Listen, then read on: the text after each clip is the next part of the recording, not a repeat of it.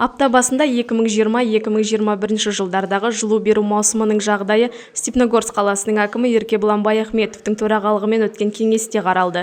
Кеңеске қаланың коммуналдық кәсіпорындарының басшылары, пәтер иелері, үй-жай иелерінің және тұтыну кооперативтердің төрағалары қатысты. Кеңес барысында Степногорск қаласы мен Заводской кентінде жылуды іске қосу мәселелері талқыланды. Бұл жөнінде тұрғын үй коммуналдық шаруашылық бөлімінің басшысы Ғалымбек Ахметжанов хабардар етті. Мұнда белгілі болғандай, бүгінгі таңда жылыту маусымына дайындық барысы 95,3% құрап отыр. Қазіргі уақытта Феникс, Шустой СТ және Заводской пәтер иелерінің кооперативтерінде жылыту жүйелерін жөндеу мен ретке келтіру жұмыстары жүргізілуде. Ал Южный үй-жай кооперативінің қарауындағы тек қана 11 үй жылуға қосылса, енді 9 тұрғын үй әзірге жылумен қамтылмаған. Коммуналдық қызмет өкілдерінің пайымдауынша, жылу электр орталығынан жіберілетін жылу температурасы едәуір төмен деңгейде жеткізіліп отырса керек.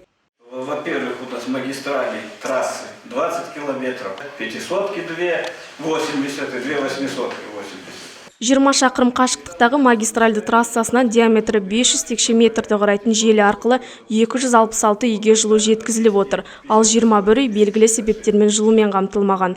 Жылу тұтынушыларға өткен жылы қазан айының басында берілген болса, ағымдағы жылы қыркүйек айының соңында қосылып отыр. Бүгінгі таңда жылу электр орталығына қыс алдындағы температуралық режимге қосу жөніндегі өтінім берілді деп мәлім етті кәсіпорын басшысы.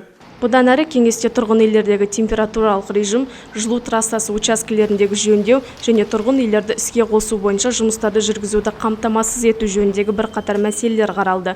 Оны аяқтау ағымдағы жылдың қазан айының ортасына жоспарланған. Сондай-ақ сапалы ыстық сумен қамтамасыз ету жайы да шет қалмады. Жылу транзит жетекшісінің пайымдауынша, жылумен жабдықтау желілеріндегі ақаулар дұрысталғаннан кейін жүйе жұмысы қайта қалпына келтірілмек. Жиын соңында қала әкімі тұрғын үй коммуналдық шаруашылығы, жылумен қамтамасыз ету ұйымдарының басшыларына және тұрғын үй кооперативтерінің төрағаларына бірқатар тапсырмаларды жүктеді.